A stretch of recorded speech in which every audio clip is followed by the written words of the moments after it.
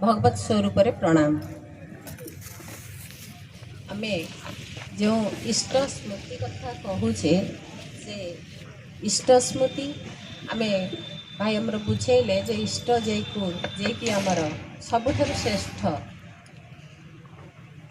उच्चतम तांको आउ जहाँ सब संसार रही से सबू ताठू न्यून वास्तव रे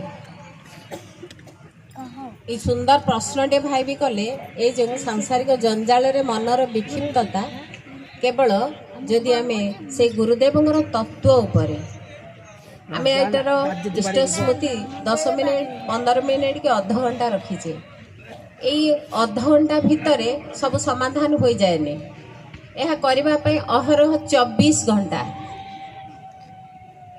24 घंटा भितर गुरुदेव जो अजब सूत्र देइछंती आमे एथिरे सजाग रहू से सांसारिक जंजाल भितर तो समय गोटे 24 घंटा मनीष 8 घंटा प्रायतः मृत हुए जहाँकि सोई जाए से संसार संबंध तार ज्ञान रहे से निद्रा रे सोई जाए ये 8 घंटा बा दिन किए 6 घंटा किए 7 घंटा कि 8 घंटा एमती आम निद्रा रे सोचे समय आसब आम आउपर नदेले चिर निद्रा रे सोई जावा जो तक समय आम सचेतन अच्छे जीवित अच्छे से समयटी को आम किभली भाव विनियोग कले तार फायदा उठे पारिबा फायदा उठेबा को हेले आमको यही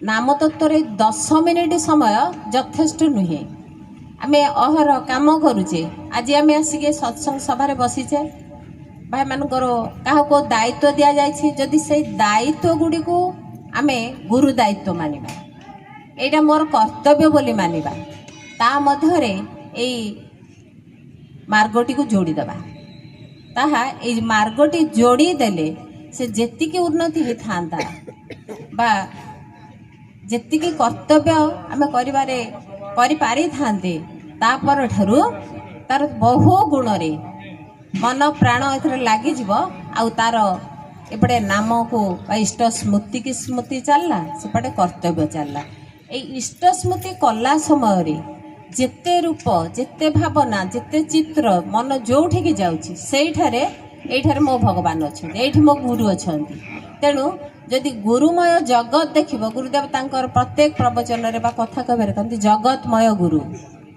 आ गुरुमय जगत गुरु को सही स्थान रे अनुभव करवा ए अनुभव कले आम पई जहाँ हितकर ताही कामर लागि परिबो जेते सब घटना परिस्थिति सब आसुची आम साधारण चलन भीतर भी कहू ईश्वर जहाँ कले प्राणीर मंगल पाई अहरह से तत्व पर मन थी कर्तव्य एपटे चली चलिले से तो सचित आनंद स्वरूप आम समस्त को से आनंद ही आनंद प्राप्ति हम तांकर चिंतन है कार्य को कार्य है ता माने आज गोटे दिन बोले आम समस्ते ए स्थान टी उत्सव मुखरित आम समस्ते मातिचे यही गुरुंगर उत्सवटी को पालन करने को जे जार कर्तव्य करने को जीवे किए चाकरी क्षेत्र को जीव किए व्यवसाय क्षेत्र को जीव अन्य क्षेत्र को गला समय भी जदि इष्ट को सांगरे नहीं जाओ बा इष्ट स्मृतिटा बा मन चेतनटा थाए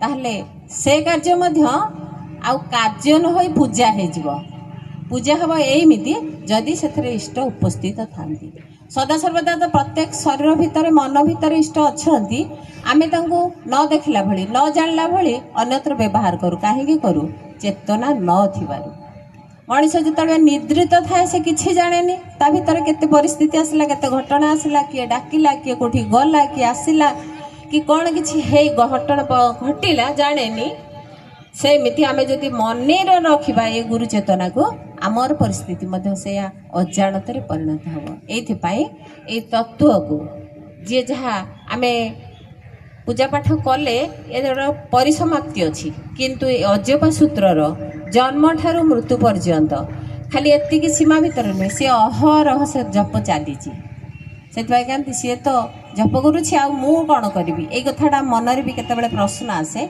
नाई जप तो चली आमे एइथिपाई चिन्हई दबा पाई गुरु कौन जप चली कौथि चली आर यही व्यवस्था ही कर तेणु भगवान जो कहते प्राणीर मंगल पाए वास्तव कथा यहाँ प्राणीर मंगल पाए ही ये सब कर्तव्य होता है।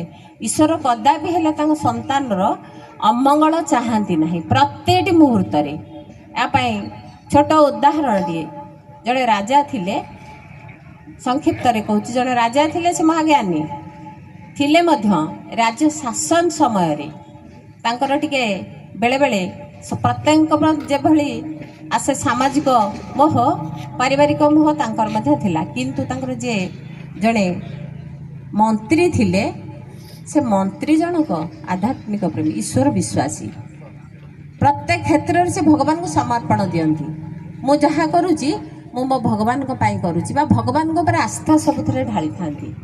एमिति परिस्थिति आसला राज्य रे राजांकर बहुत दिन अंत परे से निसंतान थिले बहु पूजा पाठ परे एकमात्र पुत्र संतानटे हेतिला किंतु राजा से पुत्र संतान रे विहोल होई सामाजिक जीवन शैली रे परिवर्तन करे पुओ को ही लालन पालन करिबारे ताकू खुशी देबारे ताकर हे गृह जंजाल भितर मजिक रहिले।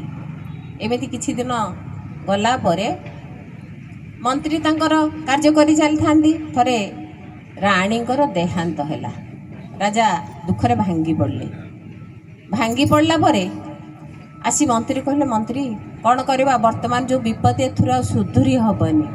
मंत्री सेठी उत्तर देले महाराज ईश्वर जहाँ करते प्राणीर मंगल पाए। राजा खूब जोर बाधिला कहले कौन है मोर महाविपत्ति मो संसार भासी जाऊँ मो पत्नी मृत्यु सज्जारे मरी साराणी तार देहांत पर मंत्री कहते ईश्वर जहाँ करते प्राणीर मंगल पाए आउ ए कथाटा मन भीतर रखिले कि मंत्री प्रति तांकर सद्भाव टिके टिके कमिबाकू लागिला। किछि दिन चलीगला परे राजांकर से एकमात्र संतानर मध्य वियोग घटिला। से आसिक मंत्री को कहले मंत्री हे गोटे मात्र उत्तर देले ईश्वर जहाँ करती प्राणीर मंगल पाए।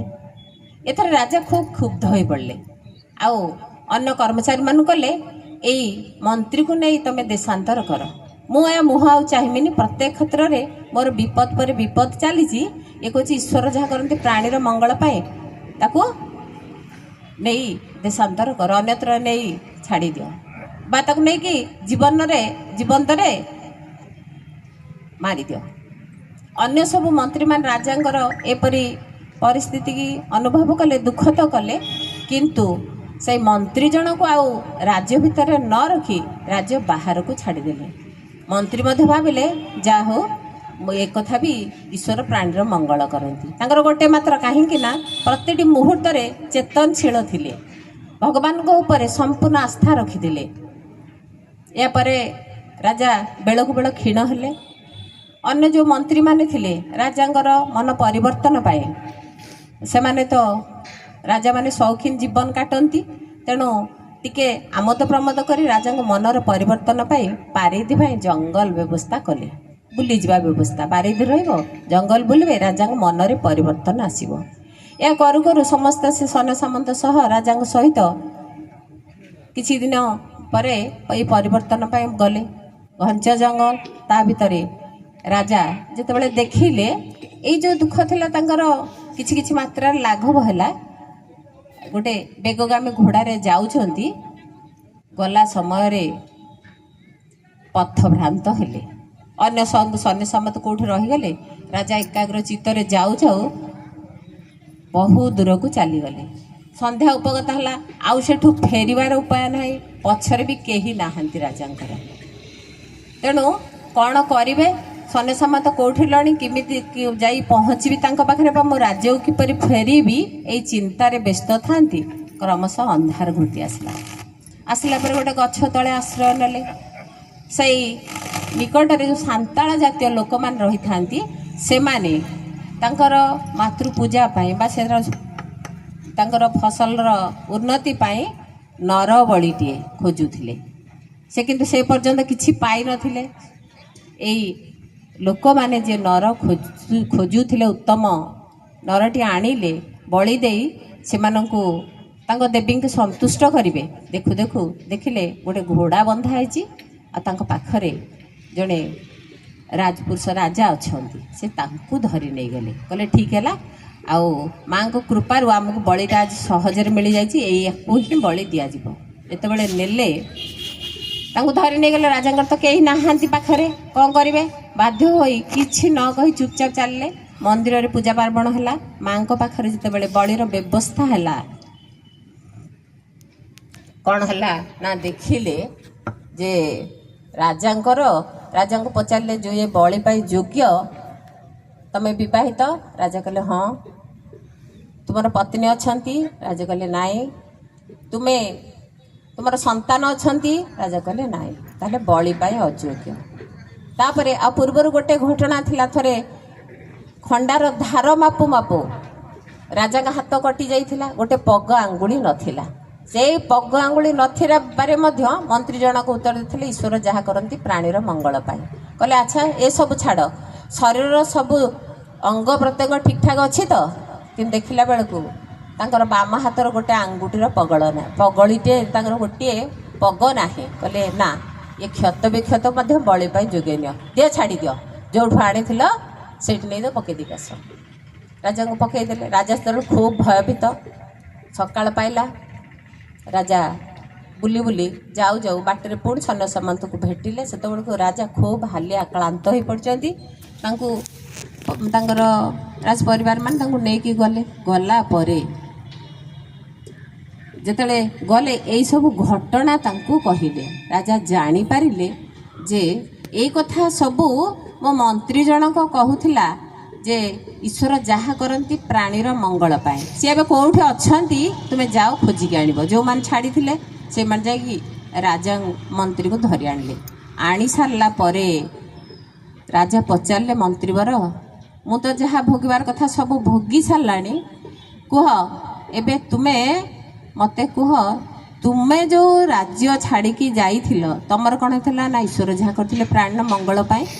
ନା ତାହେଲେ ତୁମକୁ ଛାଡ଼ିବାରେ ଯେଉଁ ମଙ୍ଗଳଟା ଅଛି ମୋତେ ସେଇ ଗୋଟିକ ବୁଝାଅ। ମୁଁ ତ ଏଥର ଜାଣିଲି ମୋର ପଗ ଆଙ୍ଗୁଳି କଟିଛି ବୋଲି ମୋର ଅଙ୍ଗ ବିଚ୍ଛିନ୍ନ, ବଳି ପାଇଁ ଯୋଗ୍ୟ ନୁହେଁ। ମୋ ପତ୍ନୀ ମରିଛି, ମୁଁ ବଳି ପାଇଁ ଯୋଗ୍ୟ ନୁହେଁ। ମୋର ସନ୍ତାନ ନାହିଁ, ମୁଁ ନିଃସନ୍ତାନ, ବଳି ପାଇଁ ଯୋଗ୍ୟ ନୁହେଁ। ତୁମେ ଯେଉଁ ଗଲ ତମର କ'ଣ ଈଶ୍ୱର ମଙ୍ଗଳ କଲେ ମୋତେ ଟିକେ, ମୁଁ ସେଇଟା ବୁଝିପାରୁନି, ବୁଝେଇ ଦିଅ। ମନ୍ତ୍ରୀ କହିଲେ ମହାରାଜ, ମୁଁ ଥିଲେ ଆପଣଙ୍କ ସହିତ ନିଶ୍ଚିତ ଭାବରେ ଯାଇଥାନ୍ତି ସେଇ ସ୍ଥାନକୁ, ଆପଣ ମୋତେ ଛାଡ଼ି ଯାଇନଥାନ୍ତେ।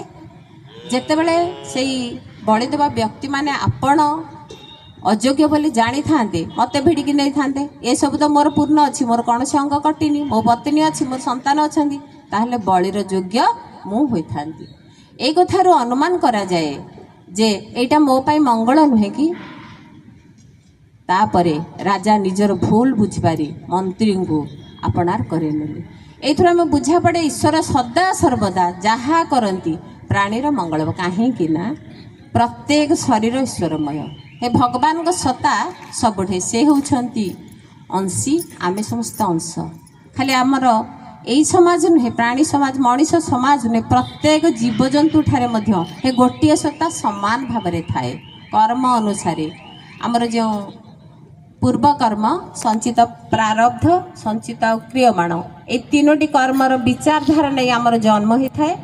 ଆଉ ତା ଅନୁସାରେ ଆମ କର୍ମ ଅନୁସାରେ ଯୋନି ପ୍ରାପ୍ତ ହୋଇଥାଏ। ଏତେ ଯେତେ ଯୋନି ଅଛି, ମଣିଷ ଯୋନି ତାଠାରୁ ଶ୍ରେଷ୍ଠ ଯୋନି। କାହିଁକି ନା ଏଥିରେ ଈଶ୍ୱର ଚେତନା ଥାଏ।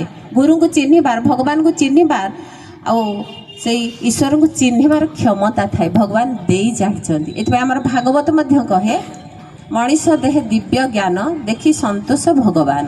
ସେଇ ଭଗବାନ ଯିଏ କରନ୍ତି କରାନ୍ତି ତା ଭିତରେ ରୁହନ୍ତି। ଏଇଥିପାଇଁ ଆମର ଯେଉଁ ଜଗନ୍ନାଥ ସଂସ୍କୃତି ଅଛି, ଏହାର ମଧ୍ୟ ମୂଳରୁ କାହାଣୀ ରହିଛି। ଭଗବାନ ନିଜେ ତାଙ୍କ ମୂର୍ତ୍ତି ଗଢ଼ି ତାରି ମଧ୍ୟରେ ଲୀନ ହୋଇଥିଲେ।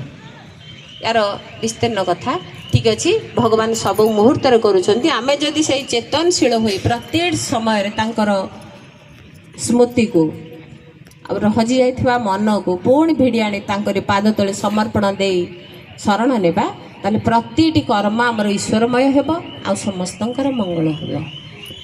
ମୁଁ ମୋର ସେ ଗୁରୁଦେବଙ୍କ ଚରଣାର ବିନ୍ଦରେ ମୋ ବାଣୀକୁ ବିଶ୍ରାମ ଦେଇ ବନ୍ଦ କରୁଛି। ଓମ୍ ଶାନ୍ତି।